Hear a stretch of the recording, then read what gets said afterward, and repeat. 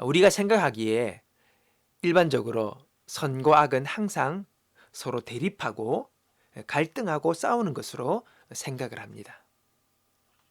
영화나 소설에서도 하나님과 악마가 서로 대립하다가 그것이 극대화해서 마침내 선이 악을 물리치는 것으로 끝을 맺지요.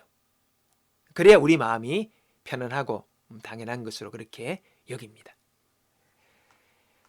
이런 대립구도는 개인은 물론 공동체에까지 큰 영향을 끼쳐왔습니다. 그래서 나와 뜻이 맞지 않거나 우리의 이익을 해치려 하면 모두 악으로 간주하고 자신은 정의의 사도가 되어 악을 물리쳐야 했습니다. 우리가 생각하는 악은 제거의 대상이지 공존의 대상이 결코 될 수가 없지요. 그런데 오늘 본문은 그런 우리의 생각을 틀을 깨뜨립니다.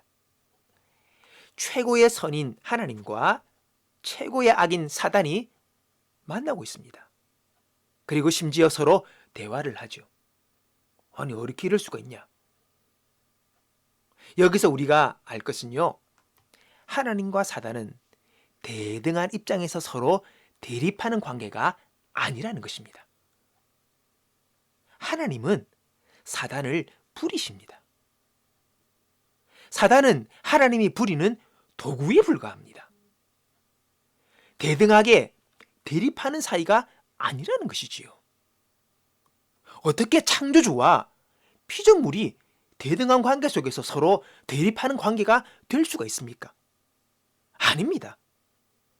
이런 관계는 사람이 만든 영화나 소설 속에서 이루어진 허구일 뿐이고 진리도 사실도 아니라는 것입니다. 사단은 하나님의 뜻과 섭리를 이루어가는 과정에서 잠시 필요해서 쓰시는 도구에 불과합니다. 욥기에서는 욥을 연단시키고 단련시키는데 사용하십니다.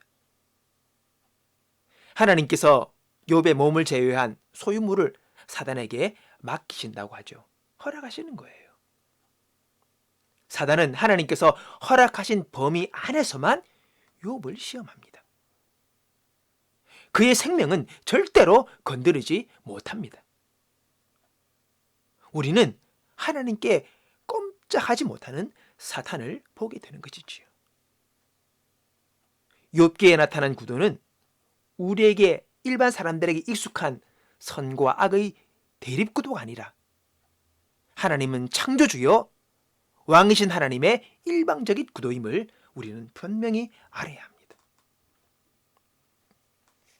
이런 구도를 가지고 세상을 보면 나와 뜻이 맞지 않고 우리의 이익을 해치는 대상을 소탕의 대상으로 여기지 않게 됩니다. 무찔러 없애야 하는 대상이 아니게 됩니다. 하나님께서 나를 훈련하시기 위하여 그를 잠시 사용하시는 거예요. 그의 배후에는 사단이 있고 그 사단은 하나님이 마음대로 쥐락펴락 하신다는 것입니다.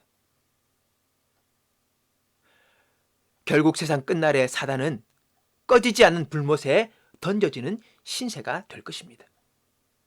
우리는 이런 눈으로 세상을 봐야 합니다. 사람들을 봐야 합니다. 눈에 보이는 것에 속지 말고 그 뒤에 보이지 않는 것을 볼 수 있어야 합니다. 처음에는 눈물이 마르지 않고 속이 상하고 괴롭고 힘들 것입니다. 아무리 벗어나려고 해도 쉽게 해결되지 않는 괴로움이 있습니다. 하지만 때가 되면 반드시 하나님께서 눈물을 닦아주시고 상한 마음을 고쳐주실 것입니다. 이것이 우리 평생에 몇 번씩은 반복될 수가 있습니다. 처음에는 무엇인지 몰라 경황이 없겠지만 이제 알게 되었으니까 다음에는 마음이 안정이 될 것이고 그리고 하나님을 향한 찬양이 나오게 된다는 것이지요. 이렇게 집어넣기도 하시고 다시 건지시기도 하시면서 우리의 믿음을 자라게 하시고 우리의 성품을 다듬어 가시는 하나님이십니다. 모든 주권이 하나님께 있습니다. 욥은 고백합니다. 주께서는 못하실 일이 없사오며 무슨 계획이시든 못 이루실 것이 없는 줄 아오니.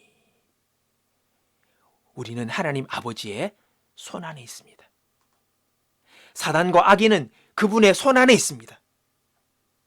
하나님을 신뢰하고 그분을 찬양하는 저와 여러분이 되시기를 주님의 이름으로 축원합니다. 하나님 아버지, 마귀가 내게 어찌하리요? 악한 자가 내게 어찌하리요? 악인이 내게 어찌하리요? 하나님께서 모든 것을 붙드시고 주관하시고 다스리시니 오늘도 나의 하나님 아버지 품 안에서 안식을 누리며 용기 있게 믿음의 길을 걸어가는 우리 모두가 되게 하여 주옵소서.